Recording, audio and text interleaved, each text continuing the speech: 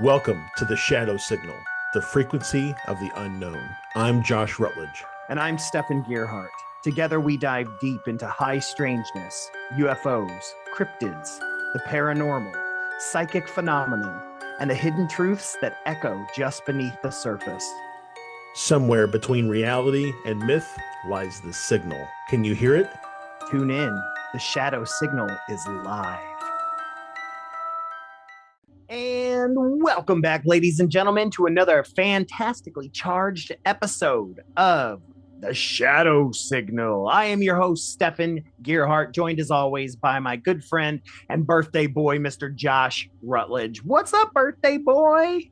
Man, you know what? I woke up this morning and I was like, I'm 47 today. You're And old. it felt exactly like when I was 46 yesterday. It feels the same. So, no, I mean it's been a pretty good day other than I had I was like I'm going to treat myself on my birthday. I'm going to go get my favorite donut. So I went and got some cinnamon twists and I ate two Yeah, of them when buddy. I got home. And then I felt like crap the rest of the day. So, in Like, you can't hindsight, win them all. yeah, I wish I would have not eaten two cinnamon twists the first thing in the morning. But I guess that's a getting old problem. That is So, a getting old problem, man. That is a getting old problem.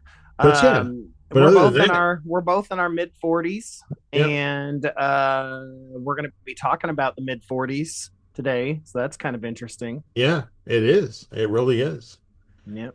So yeah, today's topic, in case the thumbnail didn't give it away, is the phenomena that happened during World War II. Yeah, During World War double I.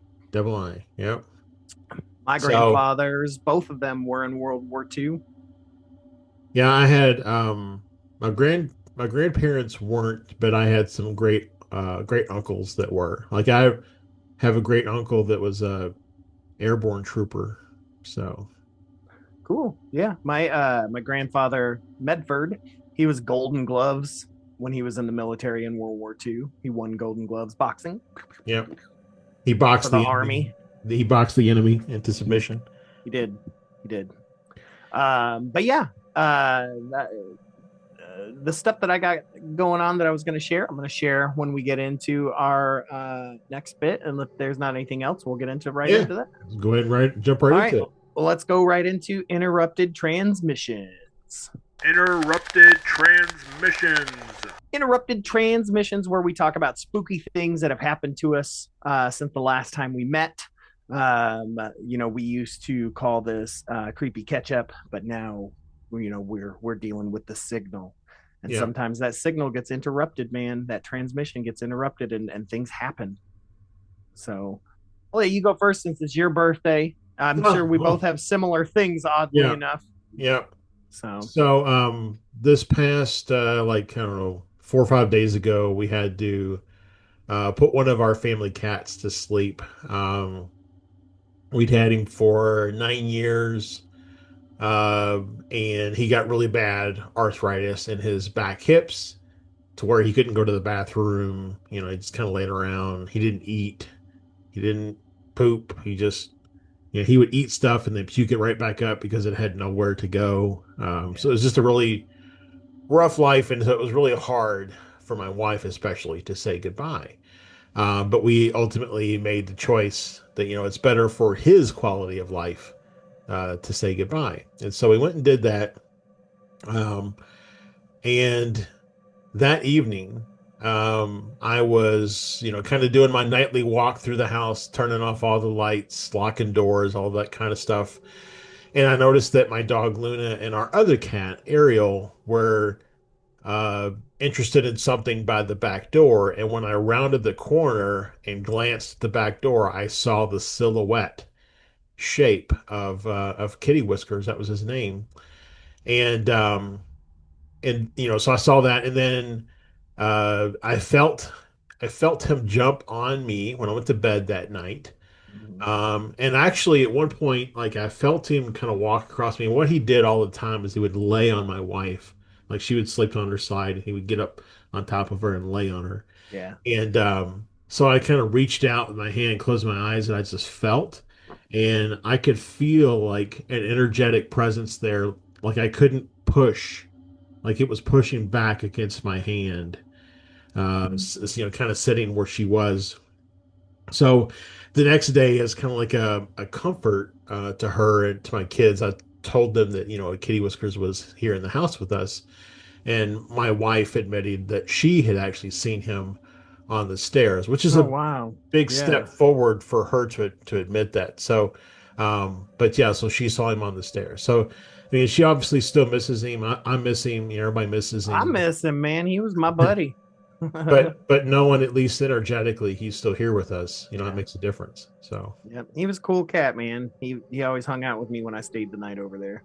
yeah, Um, so oddly enough, you know this, but our listeners don't really know this. But I also had to put down a pet last week, about a week and a half, or yeah, about a week and a half mm, ago. My dog Kenobi, Obi Pug Kenobi, 15 years old. So we knew it was coming. It was around the corner. It was eventually going to happen. But he just, he got sick one day. We took him to the vet, and we both knew it yeah, was going to happen. And he had a tumor on his spleen, and it's just regardless. yeah, Anyways, we had to say goodbye to him, and that's been really hard. He was a rescue. He's an Ori Pays, half pug, half Shar Pei, and he was a rescue that changed our lives. We'd had him for 8 years of his 15. And my daughter, she's 3.5. She for a couple days kept asking, "Where's?" We called him Bubba. She'd say, "Where's Bubba? Where's Bubba? Where's mm, Bubba?" And we'd say, "No, Bubba's not coming home." And we explained everything. We said, "Bubba died," and she would say, "No, no, no. He's coming home tomorrow." mm, Well, the other day, she's sitting on my lap and she says, "Daddy, where's Bubba?" And I said, "Bubba's not coming home." She goes, "Oh, there he is." And then mm, she points down at my feet where he would always lay. She mm. says, "He's right there. There's Bubba." And then Wow. she went back to going on her tablet or whatever she was doing. And I just, man, I felt him brush up against my leg, Mm. and I got goosebumps just ran up the left side of my whole body and my arm. Like, and I knew he was there. But little kids, they see things we Oh don't, yeah, yeah. They're not. especially her age. They're not. They haven't been tainted by the skepticism of the world yet, and Oh, so they kind of take things as being, very possible, and even, as like 100%, true. So yeah. yeah, Yeah, it was that's wild. I mean, she just said, "Oh, nope, there yep, he there he is." is. Yeah, that's really cool. Yeah. So, when I several years ago, I had to put my dog down. His name was Eli, and we'd had him for 13 years, and he was the first like animal that my wife and I adopted together. So that Oh, was, hard.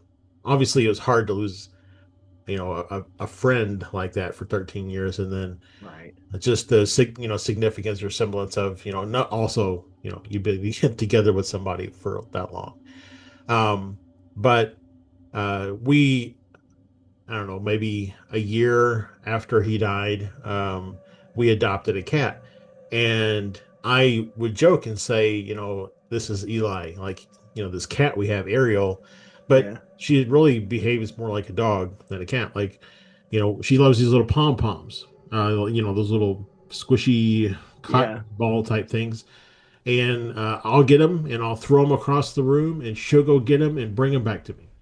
Um, and Eli had like this place on his jowl, like on the left hand side, and she's got the same place on her jowl.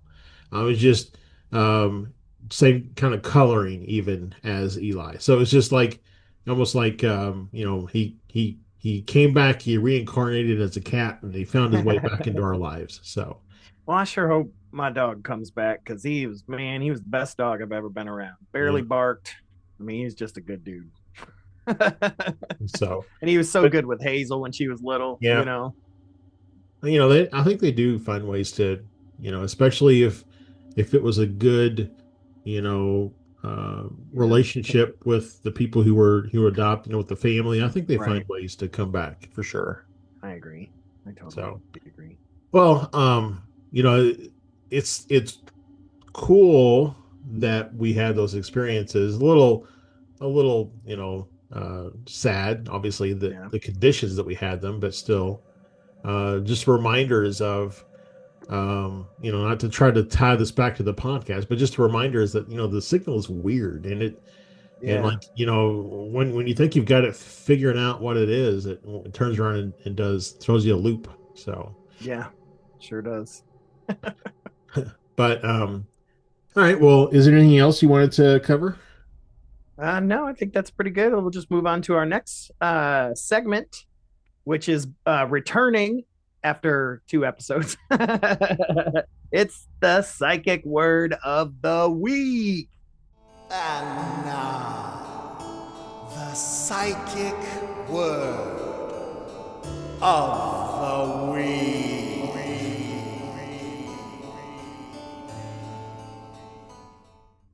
All right, psychic word of the week is brought to you by the Encyclopedic Psychic Dictionary by June G. Bletzer, PhD. Rest in peace, Honey Bear. I miss you, and I never even knew you, but man, I wish I did. We had some people asking us, "Where's psychic word of the week?" So we thought, let's bring it back. So Josh, immediately you before the show started, you gave me a page number. You said 396, so I opened up right to it. And the first thing that I saw was God, I'm probably going to say this incorrectly, but Merkabah mysticism. Merkabah mysticism. So I'm going to take a step back and I'm going to read what Merkabah is, because the Okay. word before Merkabah mysticism is Merkabah. So that way we can go into what Merkabah mysticism Can is. you spell Merkabah just in case Yep, anyone it's wants to M look it up? E R sorry, Merkabah, and it's from the Kabbalah. Okay.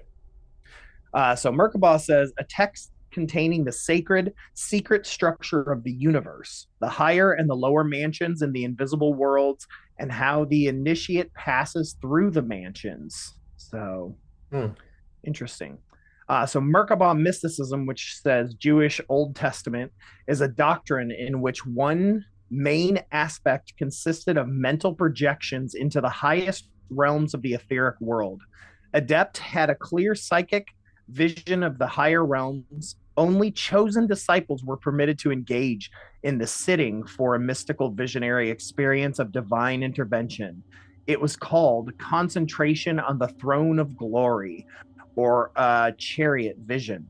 Hmm. Adept sat until he or she experienced the ascension of their soul, which could take many days. For example, from biblical passages, one says, I saw the Lord sitting on the throne and all the host of heaven standing behind him.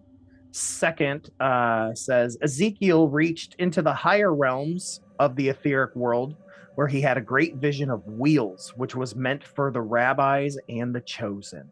Hmm. Hmm. Interesting. Very So interesting. Yeah. very it is it's you take it out of the biblical context, it sounds like something that we could still do, not Yeah. just using Kabbalah. um Well, the adept could still meditate on that. you know what it kind of reminds me of is almost like the Hall of Records.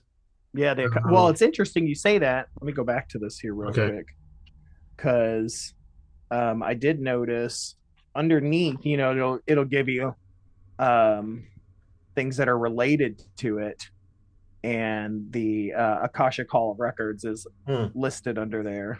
So, Yeah, because it feels like if the Hall of Records is just one room in, the mansion, so to speak, mm-hmm. and that what you just talked about, the Merkabah might be the entire blueprint, if you will, for the mansion. For the mansion, yeah. Yeah. Now, is that mansion haunted? That's what I want to know. Oh, only if there's a head in a floating glass a glass ball. So That's so Disney of you. not the newest haunted mansion though was not bad.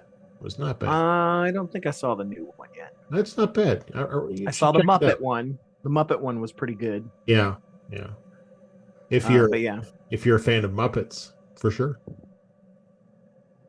yeah. Do you do you think that humans are Muppets in the way that we are meat puppets? Yes. Yes. And speaking of meat, I learned a new joke today. Okay, let's hear it. Uh what's the difference between beer nuts and deer nuts? Beer nuts are $1.25, but deer nuts are under $1. That's right. I've been telling that joke since high school. I'm sure I've told it to you before. Nope, I don't listen to you. I mean, for obvious reasons, right? Yeah. I actually heard two versions of it today because I also heard what's the cheapest meat? Deer balls because they're under $1. Yeah. Also, it's telling of my joke that beer nuts are $1.25 because It is because you they're know probably right like right now they're like 5.29. $5.79 or Do they something. even make beer nuts anymore? I mean, what are beer nuts? I thought they were just nuts that you Nerds. ate with beer. No, it's an actual sweet and salty brand snack. Hmm. You've never I had beer honestly nuts just thought they before? were like peanuts that you served at a bar, and so you would like while you drank your beer, you would snack on nuts that were in the dish. No, they're kind. I would say they're kind of like honey roasted peanuts, but it's a little bit different because it's not honey. It's beer. No, they do suggest that you drink them with beer or eat them with It was beer. beer. So they're not Yeah, made with beer? no. No. So then I'm partially right. It's nuts you eat with beer. Either you froze up or you just can't bring yourself to say yes. I think you may have frozen. So I'm back. I did indeed freeze up technology. So whatever little comment you made about beer nuts was probably inaccurate. Ah, okay. That's so you both froze up and you were ignoring my comment. Yeah, I if I would have stayed online, I would have absolutely ignored your comment. Yeah. I mean, So, as to be expected. We've already established this that you don't listen to so anything I say. So, yeah, yeah, what'd you say? exactly. Okay, so let's move on to our main topic. Also, I just want to jump in there. Respect your elders. Okay. Oh, yeah, you are a year older. That's right. Let's move on. The main story. All right, main topic of the evening. I am so pumped for this, dude. Like you had me, I don't even want to give it away, but you had me at Gremlins. That's all I'm saying. Yeah, so we are not like everybody's heard, and we're going to start off a little bit talking about Foo Fighters because everybody has, I think, probably heard the term Foo Fighters. You're The probably band. familiar with the band Foo Fighters. Um, but there was a lot of other stuff that happened in World War II, and we're going to touch on a lot of it. Mm-hmm. Um, Respectfully touch on it. yeah, With I mean, consent. it's a sensitive topic, obviously, but yeah. So so yeah, starting out Foo Fighters. They were, I think, probably the first modern era documented cases of UFOs. Like, Yeah. if you want to think about it as like, um, they were almost like the military UFO, and then you had like a couple years later, you had the civilian UFOs like started to come into play. Mm-hmm. Um, but yeah, they were glowing orbs, typically red, orange, or white, and they would reported like pacing with both Allied and Axis aircraft. So it wasn't like they wasn't like they were taking sides or anything. Um, they were first reported in 1944 by the U.S. 415th Night Fighter Squadron over Western Europe. Um, they were reported as being like non-aggressive. They just kind Right. of were, I guess, interested in what was happening. They would just kind of track and mimic aircraft maneuvers and then vanish. Um, and like I said, both German and Japanese pilots also reported similar lights, indicating, again, a phenomenon not limited to one side. Do, do, do, do, do. Um, there have been many different theories. Like the diehard skeptics are like, oh, it's just St. Elmo's fire or ball lightning. But I mean, Sure. really, Everything. Yeah. Swamp gas. yeah, yeah. Some people think maybe they were secret weapons, because the German, Right, uh, the Nazi bell. kind of Uh, like, well, the Nazi bell was an actual craft. We'll get into that a little bit later, but like something there. If you take away the actual, like, kind of, I don't know, unexplained, or not unexplained, but um, uh, interesting phenomenon that is not a traditional craft, let's say. Even outside of that, Germans were, they were the first really to create, like, the rocket. They were the first one to have to actually fire a rocket instead of just dropping bombs. So German technology was advancing at a significant rate, and it was plausible, I guess, to think that German technology may be able to have produced some sort of ball type glowing orbs that would interfere with pilots. But then, if that was the case, why would you also interfere with your own pilots? right. That's like, in modern day conversation, that's like saying that the U.S. created the Tic Tac and then flew it around and interfered with U.S. fighter pilots. U.S. You know, Right. That well, I mean, there are some people that definitely I think know, of that, I especially know, like branches against branch. yeah. So, but I mean, it would be, yeah, that's the same type of scenario. Um, but I think a lot of people probably settle, not, I don't know, maybe not a lot, but a good number of people probably settle down that it's probably something else, like extraterrestrial or interdimensional, or maybe some atmospheric life force that we're not even familiar with yet. Right. There's a lot of our sky that we don't occupy, at any given Yeah. point of the time. So yeah. Um, but we've got some kind of famous kind of sources for these sighting information. So we've got military mission reports and pilot briefings. We've got Lieutenant Fred Ringwald and radar operator Donald Mears, both going on the record as as part of those mission reports, saying that they saw this weird stuff going on. And then there's a book called Strange Company by Keith Chester. That is Called a what? what? What's it called again? Strange Company. Strange Company. And it's supposedly the kind of source on World War II aerial anomalies. Hmm.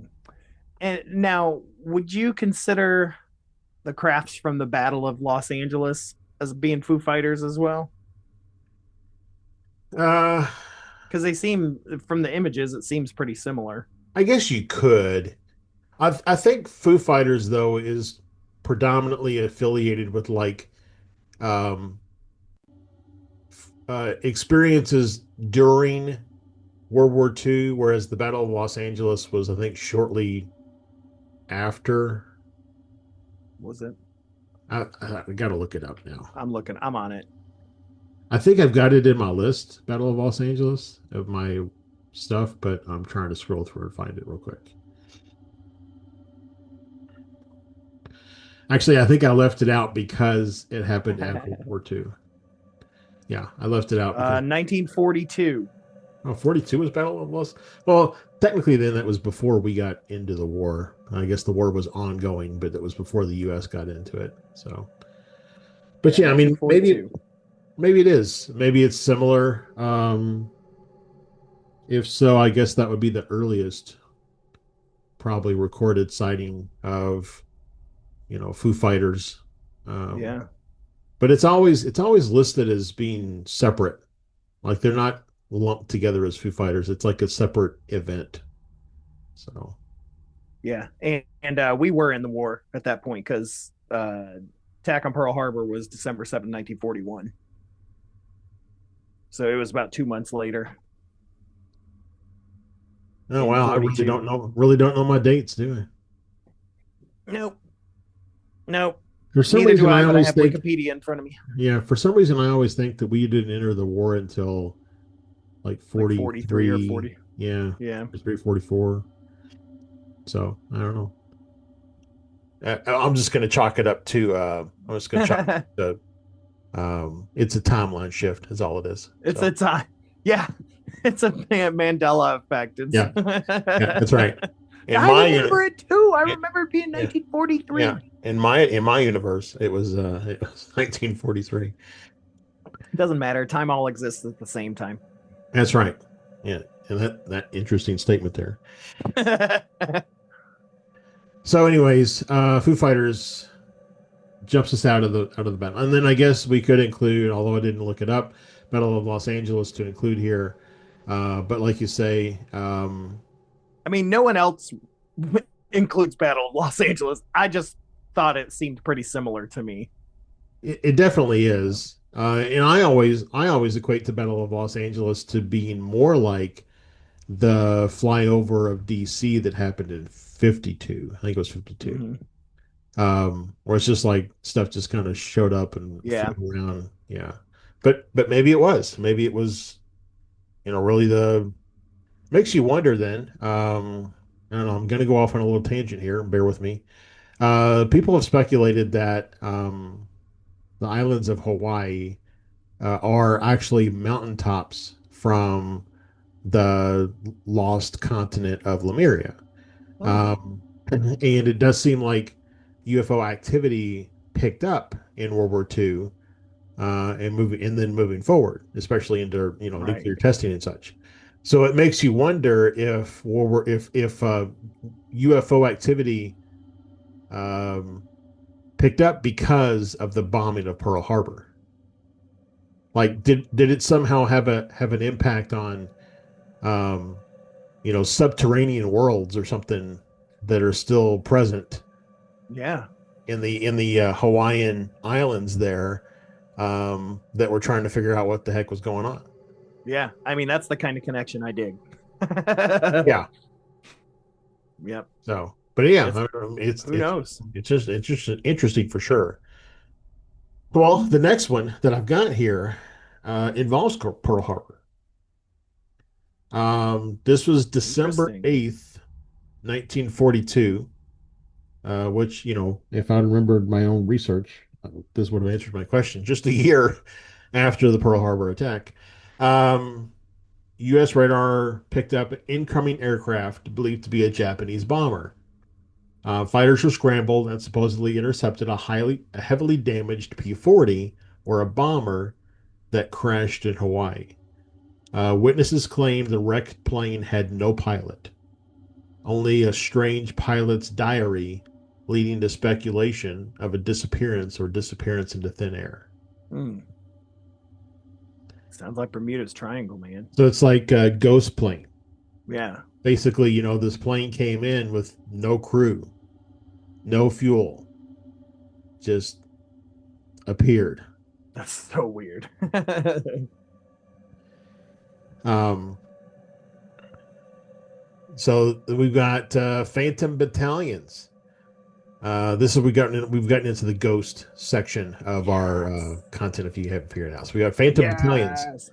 So we got Allied and Axis troops reported seeing full military units appear and vanish, particularly during the Ardennes offensive, excuse me. So it doesn't talk about if they were like full modern military units, because I Right. actually Or if they I have heard of ghost stories that are like in areas that were Roman Empire, occupied and things like that, where or they'll here, see, Kentucky with Civil War yeah, stuff. like they would see these like Roman legions come out of nowhere, Mm-hmm. march into a space, and then disappear.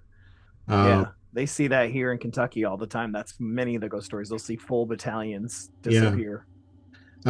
which I like to think of those as like it gets back to the stone tape theory, Mm-hmm. where it's like an echo of something that happened in the past, Yeah. just repeating itself. Yep. So The energy was so high yeah, that it recorded itself. yeah, gets back to kind of the Akashic Records discussion of earlier. Mm-hmm. Um, so today, even, and this is a little bit of a sensitive topic, but today, even ongoing reports by visitors describe ghostly soldiers, sounds of battle, and spectral marching in areas around Normandy and across Europe. Yeah. My grandpa Medford was in the first wave of Hmm. Normandy invasion. He lost his entire battalion. Like the only reason he survived is he covered himself with his friends' dead bodies and Hmm. waited until the next wave came. Wow. And there was a German soldier that came up to check the dead bodies, and he shot him. And that was the only person he's ever killed or anything like that. He at that moment decided he wanted to be a pacifist. That he named his boat the Pacifistic. Like it was this Wow. whole big thing. And we, as the family, still have this Nazi helmet with the bullet hole in it, that my grandfather kept to Wow. remind himself to not kill, like to be a pacifist. Like it's wild, man. But I always asked him, I said, because they would invite World War II veterans over to Normandy, and all that Yep. to do the thing. And I said, how come you wouldn't go? And he says, I don't want to see my friends. And I take that as I don't want to see the ghosts Yeah. of my friends, because Right. he's like, I see them enough at night, Wow. you know.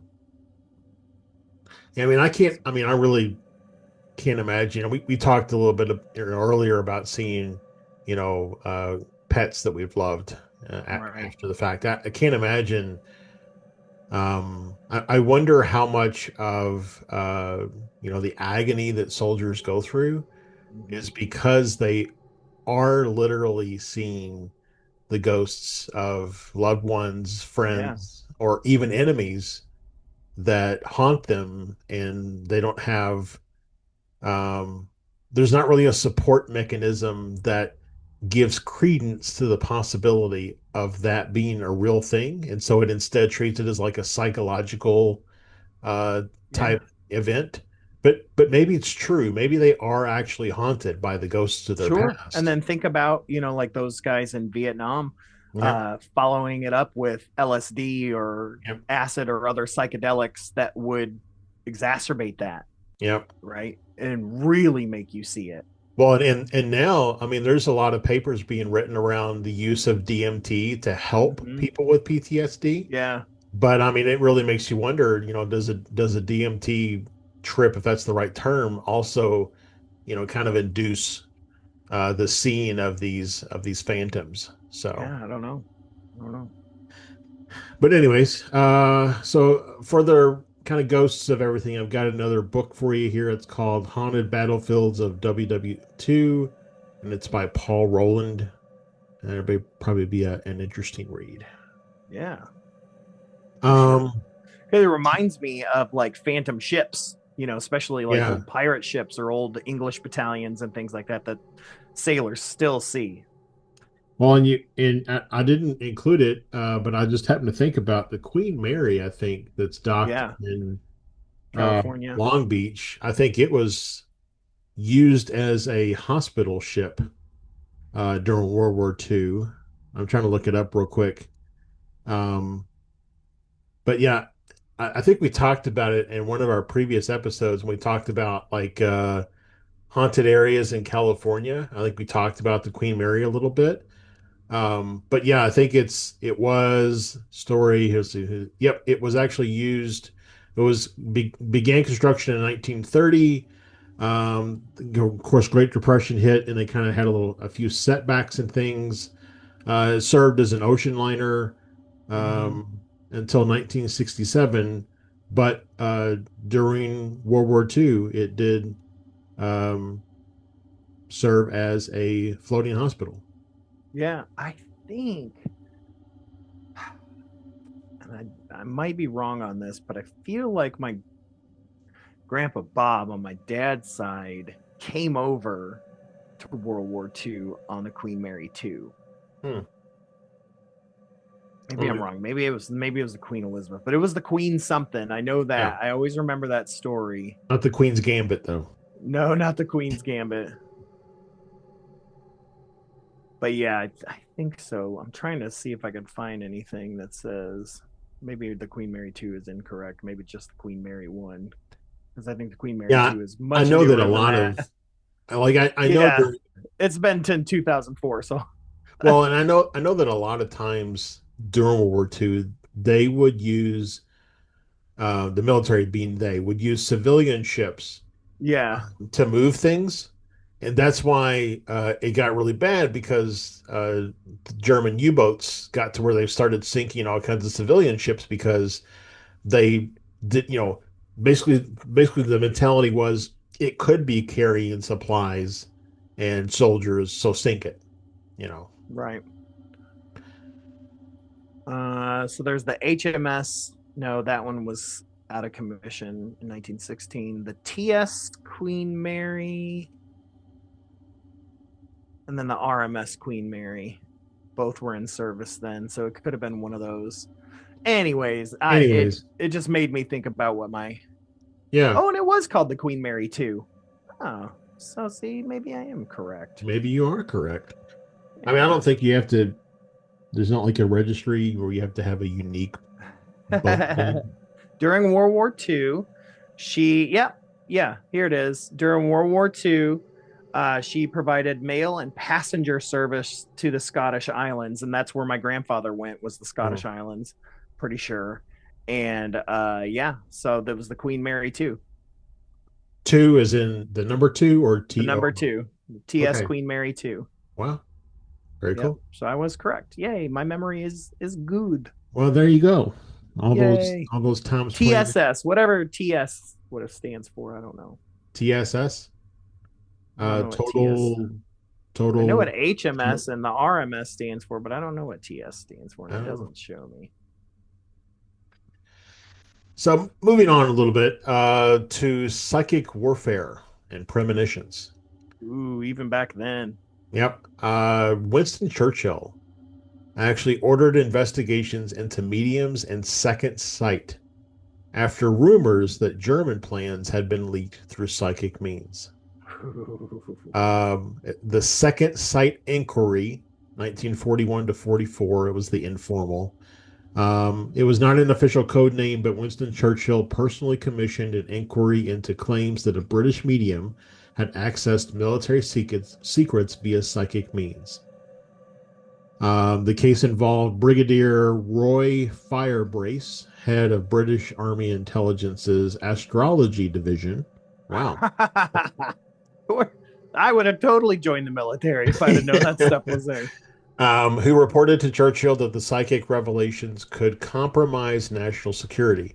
Churchill reportedly wrote a memo asking if this second sight was real and if it had military value. Of course, we know post World War II and the Cold War and everything, I mean, there was like a psychic arms race, if you will, between Mm-hmm. the Soviets and the US. So, um, yeah, I mean, it stands to reason they would have been exploring it, I'm sure then. There's always been discussions around, and a lot of pop culture books and things have been written that have kind of explored the idea that the Nazis were very interested in, psychic or metaphysical type things, and so it stands to the reason that our intelligence would have said, "Hey, they're into this. We should investigate it as well."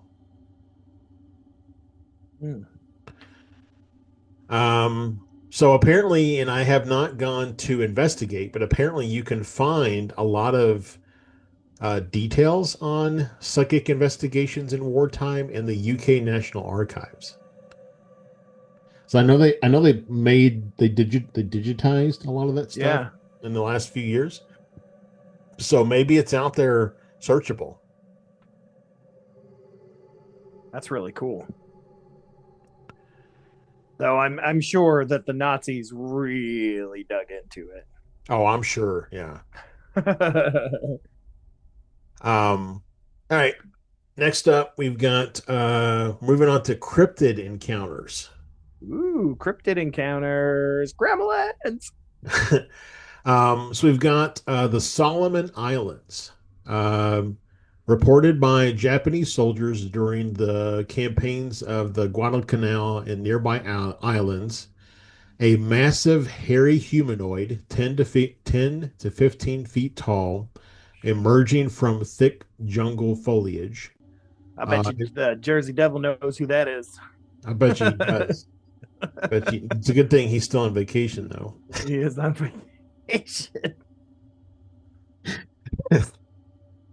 In some instances, these giants were described as aggressive and confrontational. Um, the Solomon Islands indigenous folklore includes tales of a giant forest dweller. Some wartime reports claim soldiers even found giant footprints and heard unnatural branch snapping at night. How big were they? 10 to 15 feet tall. Whew, so not Sasquatch. So bigger than a Sasquatch. Bigger than a Sasquatch, yeah. Wow. And this says like it says hairy, but not like I don't know. Like your uncle's probably hairy, like Yeah. not hair covered would be the term I would think would be used. So it sounds more like just big hairy giants, than Yeah. yeah. Like a So BFG, man, yeah, yeah. but not friendly. Where did they see these at? This was on the Solomon Islands, Solomon Islands. That's and this right. was mainly reported by the Japanese soldiers. It makes you wonder if they had seen these things before, you know. Yeah. Well, like it said, the indigenous folklore includes Right. tales of these giant forest dwellers. So at least the indigenous folks knew of their existence. I would Okay. imagine that, any Japanese trader or something that, maybe did business on the island, they probably knew of the cultural, folklore. Right. Maybe they saw them too. I mean, you know that like fishermen and folks always have stories to tell because they're out they're in places that most people aren't in the middle of the night, Right. you know. So So the Solomon Islands are very close to Papua New Guinea and Australia. So very also interesting. also thought to be part of the ancient landmass of Lemuria. That's pretty far away from. I know it was a big landmass, dude. Oh, that's right. It was kind of Pangea-esque, right? Yeah, yeah. Okay. And it's really interesting, not to change the topic, but they have recently found that there is actually a submerged continent. Yeah. Um, like it's more on I think it's on the other side of Australia between like Africa and Australia, but still, if they found one, it stands to reason that maybe Well, I mean, wasn't it like west of Africa where they first thought Lemuria, or east of Africa or something where they first thought Lemuria was the guy that came yeah, up with Lemuria? the east of Africa, and it was because of the island of Madagascar. Since there Right. is so much diversity of life that doesn't really like it's more than what's found on any other single island, implying that like it would have maybe come there from another location before it was an island type Right. mentality. So the submerged continent is called Zealandia. Yeah. Zealandia. Yep. I thought I'd heard of that before. It's the home of Zoolander. Yeah. All right. Zealandia. So moving on, we've got and I'm probably going to pronounce this wrong, but Bukit Timah Monkey Man in Singapore. Ooh. Monkey Man. Oh, I've heard of this. Really? Yes. So Because of me and Santosh's your monkey cat? our monkey cat, when our sighting of the monkey cat, when that first happened, I researched everything monkey cryptid related, and I remember this. But go ahead. Yeah, so this was reported by, again, Japanese occupation forces during World War II.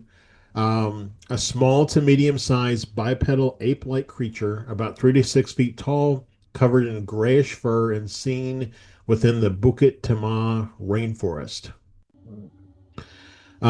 This cryptid persists in local legend and occasionally shows up even in modern sightings, particularly within Singapore's remaining primary forest.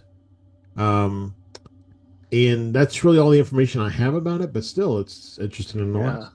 Yeah, for sure. There's apparently a documentary called Cryptids of World War II, but it's not on anything, so I don't know where you would get it from. You might be able to find it on Archive, Or YouTube maybe. yeah, or YouTube, yeah. What's it called? Cryptids of World War II. Oh, okay. So it's Cryptids of WW2 is what IMDb says. okay. Next up, we have giant spider crabs on Nope. the Okinawa beaches. Dude, I hate spider crabs. They are so freaking creepy, man. I hate them. I hate going to the aquarium and they're like, look, we got spider crabs. And I'm like, I have nightmares about spider crabs. Really? Yes, they're awful.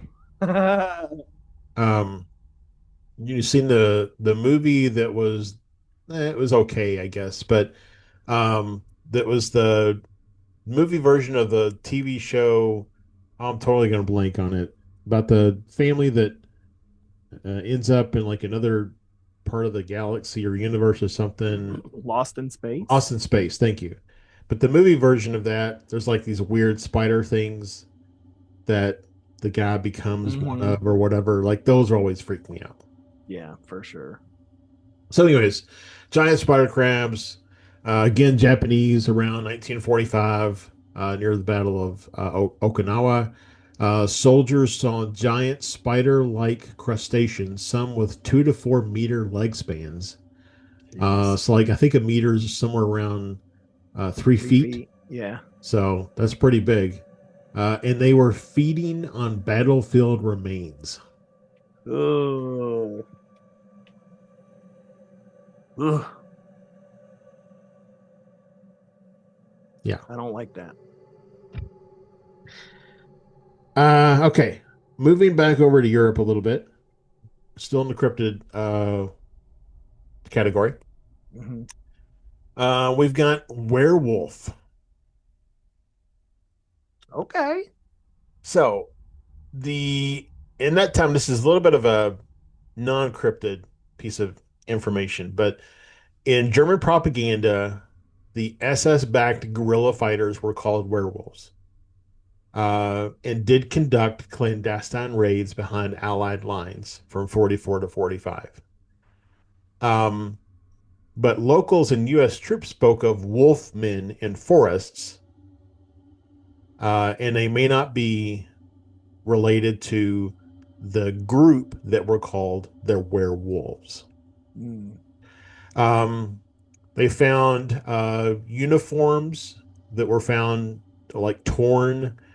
Uh, Clothing was ruined. Right. They just assumed maybe it was, during combat or environmental damage. Yeah.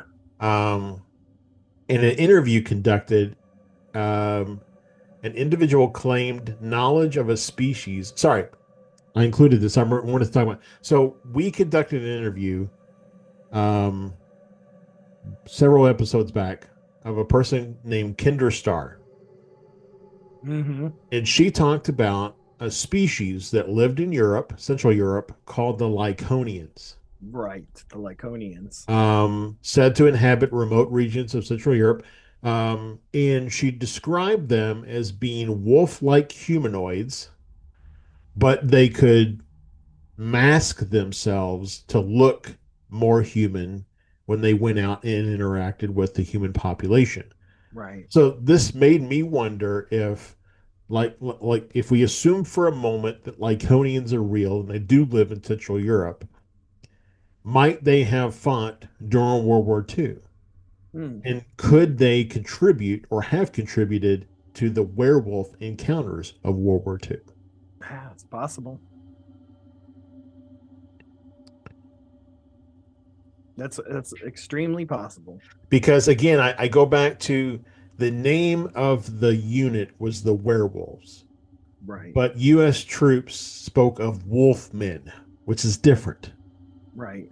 Like you wouldn't, I can't imagine coming across a guerrilla unit that's fighting, trying to sabotage this thing that I'm doing, and describing it as a wolfman, unless that person is wearing like a wolf headdress, but that would not be very like war. I mean, I guess if you're trying to pass yourself off as a wolf so you can attack things, I don't know. It just seems really odd that just because the unit was called the werewolves, that they would describe them as wolfmen. So, anyways, I just thought that was interesting. Again, going back to another episode where we interviewed that person that talked about the Lyconians, Mm-hmm. I could definitely see that species, being involved in World War II, because I mean it was right in their backyard. Um, I'm not trying to say that the species was the werewolves unit. I'm just simply trying to say that maybe they were fighting, and when they're fighting, they don't do a good job of hiding their wolf features, and so then people say we saw wolfmen in the forests. You know, Right. yeah, I don't know. Not just your uncle who's hairy. Right, exactly. Speaking of hairy things, uh, we have now the hairy thing of the Philippines. Yes. Um, Described by Marines as a large bipedal creature somewhere between an ape and a man.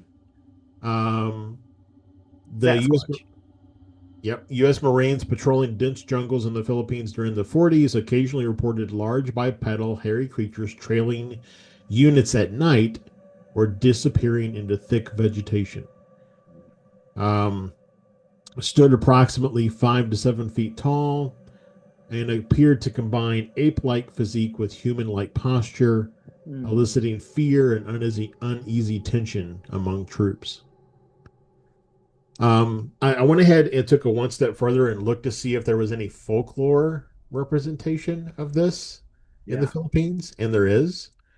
So there's I'm probably going to pronounce this wrong, the Capri, Kapre, is a traditional Philippine tree giant, typically 7 to 9 feet, shaggy, bearded, and sometimes smoking, thought to dwell in large forest trees and play pranks on or scare humans.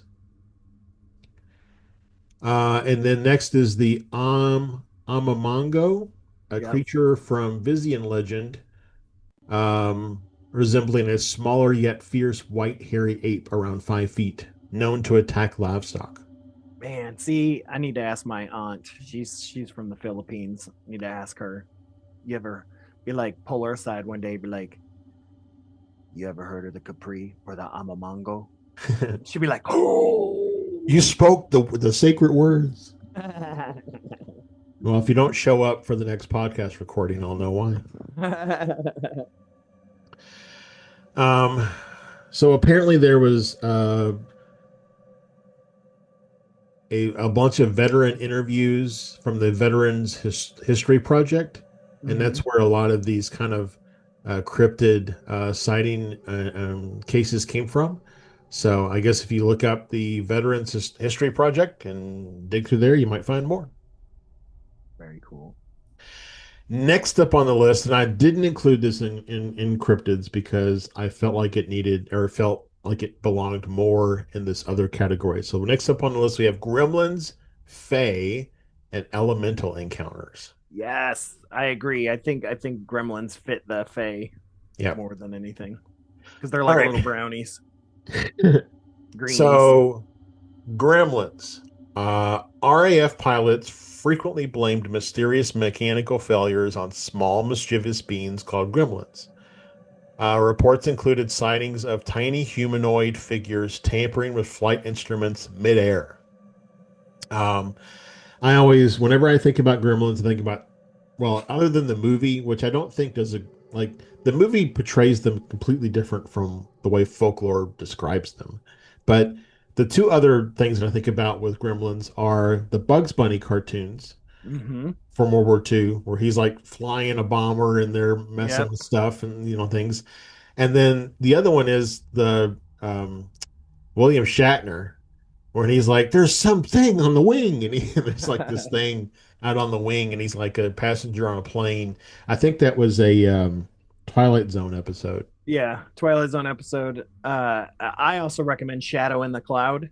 It's got Chloe Grace Moretz. It's freaking awesome, and it's about a World War II female flight officer aboard a B-17 Flying Fortress that gets attacked by gremlins, and it's awesome, man. Well, and I went ahead and looked up the kind of cultural roots of Gremlin lore. And it does have some roots in British and Celtic fae mythology, especially around like sprites and trickster spirits causing Mm-hmm. disruption. The term gremlin first appeared among RAF pilots in the 1920s, particularly in locations like Malta, India, and the Middle East. as a sneaky culprit for mysterious mechanical failures. Um, a 1938 poem noted Scotland as gremlin country, with reports of these creatures using scissors to cut aircraft wires. Mm. By April 19th, 1942, the Royal Air Force Journal included a formal piece by pilot Hubert Griffith reflecting how ingrained gremlin lore was among World War II airmen. I mean, when I was looking up the stuff about gremlins, I came across like World War II posters, that would have been hung up and stuff that Mhm. actually had, Yep. things about gremlins and like checking to make sure you don't have any gremlins and all this kind of stuff. Yep. So, I'm looking at some of them right now. gremlins were blamed in RAF training memoranda uh, as real scapegoats for mechanical quirks, described humorously yet effectively. Gremlins were typically seen as around 1 foot tall creatures with large eyes, claws, and spiky backs in colors like blue, green, and brown. Yep. I mean, that's Uh, what's interesting about the movie Gremlins, because yeah, they completely sidestep English and Scottish lore and European lore, and they go for Chinese lore, right. which is really interesting. Um, some catalogs categorize specific types like optics, Bombi, water, jockey, each credited with different technical sabotage. Hmm. So, um, going on, there's actually an account from 1944 that describes a pilot spotting a creature of this is in quotes, a creature about 3 feet tall, gray and hairless, excuse me, and another owl-like figure dancing on the plane's nose amid the engine rattling. That was of a B-17 pilot. Um, I thought this was really interesting, and I'm going to butcher the first name because I never get it right. Roald Dahl, Yeah, Roald Doll. okay, Mhm. was an RAF pilot, which I thought was really interesting anyway. And he wrote The Gremlins in Mhm. 1943, which he kind of envisioned them as mischievous but ultimately helpful. And his illustrations is what fueled Disney's interests. Yeah, I know there was supposed to be like a Disney movie or something, wasn't there? There They was. I It didn't never find any more happened. details around it, but I do remember seeing that in my research. Yeah, that's something I've known about for a while. And like we said, there were military safety posters across the U.S. and the U.K. during the war featuring gremlins to kind of humorously remind crews to check equipment and boosting morale by shifting blame away from human error. Um, I think it's also interesting. I don't have any specific details here, but I just wanted to make the comparison between the description of a gremlin to the description of the Hopkinsville goblins. Yeah, for Um, sure. right? Very much like, big eyes, claws, spiky backs, bulletproof effectively. I think the ones in Hopkinsville were mostly depicted as like green, Yeah, but or that's gold, I where think at times. the green. Yeah, that's where the little green men come from. Yeah. So I mean, but still, uh, we've talked about it on the show before that lore doesn't know, geographical boundaries. And so it's very possible that the gremlins of the EU were the also Hopkinsville goblins, Right. same type of species or whatever. So, Could be. I mean, the big ears, yep, yep, all big kinds of stuff. eyes, Yep. claws, yeah, very much so. Clawed beast. Yep. Um, and then I got another here for gnome and fae sightings. So soldiers, this is a short one. Soldiers encamped in ancient forests, especially in Europe, reported seeing small humanoid figures watching from underbrush or dancing just outside campfires. Some described hearing music or laughter with no source. Mm, that's not creepy at all. um, so next up we have we've already kind of mentioned this a little bit, but the Die Glock or the bell. Hmm. So we've got to kind of touching on a little bit of the bell and Nazi occultism. So the bell is an alleged Nazi anti-gravity time manipulation device housed in a concrete structure known as the Hinge in Poland. Um, and there's been a lot of things speculation on whether or not that was something that was constructed by the Nazis or if they inherited it from another race or whatever the case may Yeah. be. But there's been a lot of documentaries and shows dedicated to exploring the Nazi the bell. So it is interesting though that the bell, the way it's depicted, a lot of times in those shows, looks a whole lot like the Kecksburg UFO, Yeah. the acorn or whatever type shape. Yeah. So it really makes you wonder if if it was a crash retrieval of a UFO, maybe the Kecksburg is related in some way. Yeah. What's interesting is you don't hear very often talked about the bell, but that it was possibly a time machine as well. Yeah, That it had the ability of distorting space time, which right. already brings me back to thinking about the Montauk.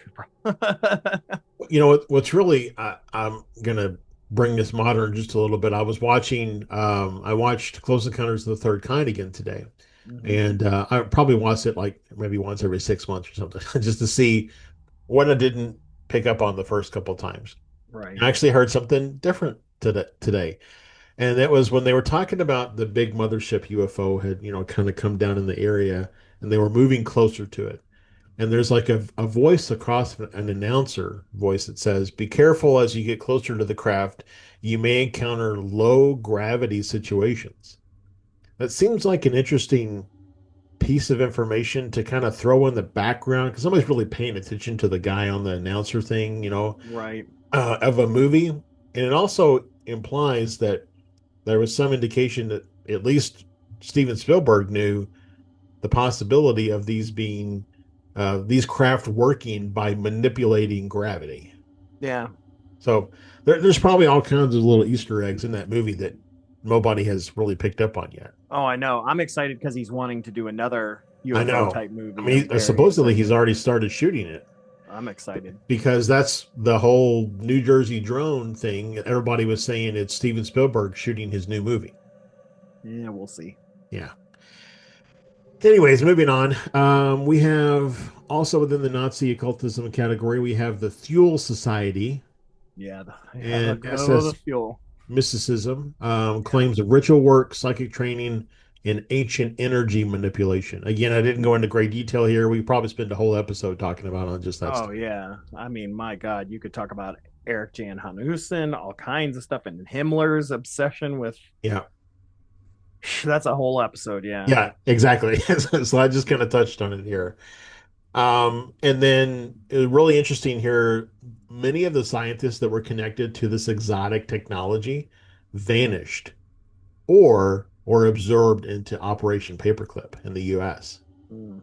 And then the US shortly thereafter started playing around with psychic, you know, remote viewing, and you had MK Ultra. Like how much of that stuff came from, these scientists that came over that were doing this kind of fringe work for the Nazis.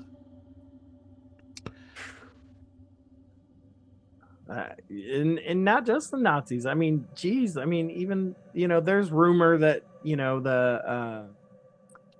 the British Special Operations Executive, the SOE, you know, engaged in their psychic warfare and used people like Ian Fleming or Yeah. Aleister Crowley, stuff like that. So it's cool. Yeah, I mean it is really cool. I know that a lot of this stuff has come out, especially from the CIA files and things from different FOIA Mm-hmm. release, documents. Um, I would say that I've probably spent very little time actually combing through all the documents just to see what all is there. I'm sure somebody has, but I'm just wondering, like, what else, like, what has been made available for plain viewing? Like, we talked about it, I think, a couple of years ago. Somebody dumped, I think it was the UK archives, dumped like 6,000 files online. Mm-hmm. Like, what truths are hidden in those 6,000 files that Yeah. you'd have to read through every single page line by line to be able to find? So, Yeah. Good God. That people do that. yep, they do. They They have more do. time than I do. Time and money. All right, we've just got a few more left here. The ghost blimp. The ghost blimp. That was my Ghost. nickname in high school. A U.S. Navy blimp launched in 1942 with 2 men aboard, returned intact hours later with no crew. Um, a Goodyear built L class blimp took off from Treasure Island in San Francisco at 6:03 a.m. on a routine anti-submarine patrol with Lieutenant Ernest DeWitt Cody and Ensign Charles Adams aboard. Cody was 27, Adams was 35. The last radio contact was around 7:38 a.m. The crew reported investigating an oil slick near the Farallon Islands and deployed smoke markers. The disappearance occurs somewhere between 8:50 a.m. and 12 or 11:15 a.m. The blimp deviated from course, drifted back over land, and no further communications were received. The unmanned L8 blimp drifted towards Ocean Beach and landed gently on Bellevue Avenue in Daly City. Onlookers and firefighters were baffled to find the gondola intact but completely empty. The parachutes, life raft, classified documents, and weapons were all still on board. The gondola doors were open and the engines were still running, yet neither Cody nor Adams were ever found. I mean, it's like, did they jump out? Well, but I mean, the parachutes were on board. Well, don't. I mean, maybe they thought they were low enough to just get in the water. I mean, hitting the water at like 15 feet is pretty hard on the body. Yeah. I mean, water is pretty solid. I mean, if you So, got some gremlins on board, you got to get out. well, like, so one of the kind of there's a couple of, I guess, all theories. One of them is that they jumped out. Right. Um, and one of them is that they kind of like went out to inspect something while the craft was in the air and fell and just died. Like they just, Right. sorry about your luck. Um, the other theory, though, is that either Japanese submarine may have captured them, but the depth charges that were on board for submarines were still on board when it landed, Right. uh, or it was desertion or defection. But then, of course, the fringe theory is they were abducted Yes, by aliens or gremlins. I don't know. or gremlins. Same thing. Um, but yeah, no signs of distress. They never radioed for help. The engines are running, parachutes are on board, but they were never found. And it's an open case. It's never been closed. Yeah. I see here they waited until 1943 to declare them legally dead. Yeah. That's wild. So yeah, so that's the last one of the research here. There's some possible frameworks and explanations like mass hysteria or something I wondered about, like all the stress and trauma that was happening at this time. Mm-hmm. Did it basically create some sort of like psychic rift Right? where all these things were happening? Um, Absolutely. we know, or I don't know, I guess we know, but it's been speculated that like females, as they go through puberty, they generate a lot of psychic turbulence, and that's where Yeah. sometimes poltergeists and things come from. Well, and this book I'm on the second one now, but this book by Nick Roberts, it's called The Exorcist's House. I'm reading the second one, Exorcist House Genesis, and the exorcist that's in there, he talks about that, these portals, that there are physical portals that demons can use to get up, but then there is this possibility of because he goes into a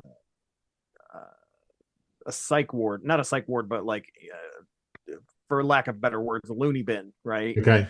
Like goes in and there's a man that's possessed and they think, he talks about thinking that all of that thought, all of that stress of being in, this building that Yeah.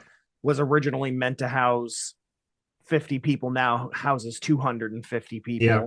people, because it's the 60s at this point in this book. And the conditions are bad and all this stuff and all this stress created a portal, right, Yeah. for something evil to come through. Or, and I don't, it's hard for me to ascribe the idea of demons, but I'll not discount what you just said, but I'll just say that I think that sometimes we do just create a lot of psychic turbulence for each other. Mm-hmm. Yeah, Sometimes that can wreak havoc of its own. sure. Um, but I would also like to, going back just a little bit to what we were talking about before, um, is I lost it. Hold on. Oh, is it possible that, like, we were experimenting with radar and stuff at the time. Radar was still relatively Yeah, new. I mean the Philadelphia So experiment. I mean, who knows what tech may have induced dimensional bleed through, or Yeah, tears in the space-time fabric or something like that. So yeah, again, Philadelphia experiment, yeah. for example. Well, we've got the Montauk, Project, yeah. yeah. So, but yeah, I don't know. It's all very interesting. I guess to kind of wrap it all up, like it definitely feels like um this stuff, like the signal has always been there. And it's only when we as humans do things that cause like a spike in the energy of the space we inhabit that the signal just kind of like bleeds through almost. Yeah. I just, it's talking about all this World War II stuff. I wish I had been into this paranormal stuff when I was younger. I mean, I was into it when I was younger, but not in a point to be brave enough to Yeah. ask my grandfather, like I would have loved to have talked to him and what Yeah. Like ever talk to people or what about. did you see out there, Pop? Yeah. I don't know what you call your grandfather, but that was the Grandpa. We just call him Grandpa. grandpa. Yep. But yeah, I mean it, and like a lot of those, there's not a lot of those World War II folks left. I know. Yeah.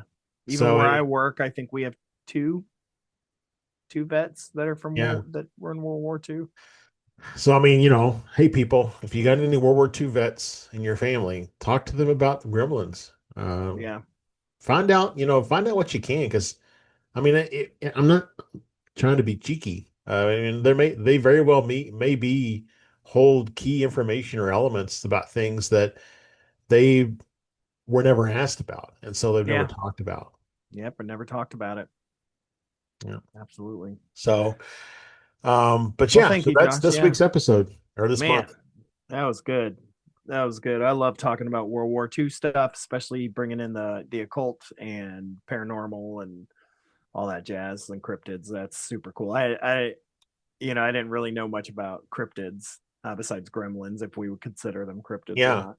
But yeah, that was really cool. Yeah, no, I started thinking about, I think I posed the question even to like you and our friend Santosh about it. Like maybe gremlins are, just kind of a form of fae, because they are very tricky, Mm-hmm. mischievous little things, kind of like a lot Like I of said, like fae. brownies. Yeah, Like that's why I said I call them greenies. yeah. Not to be Not confused. the with the dog treat. Yeah.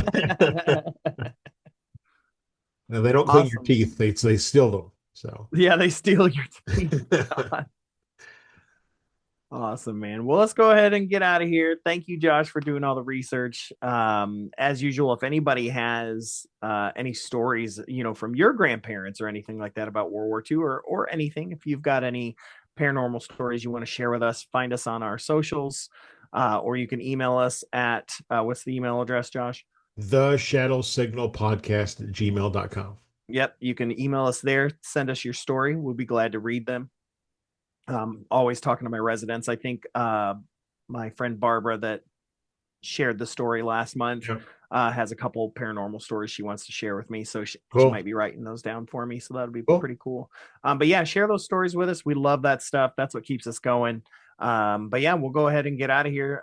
Thanks again, Josh. I appreciate it. Yeah. Yeah. Thanks for everybody who's listening.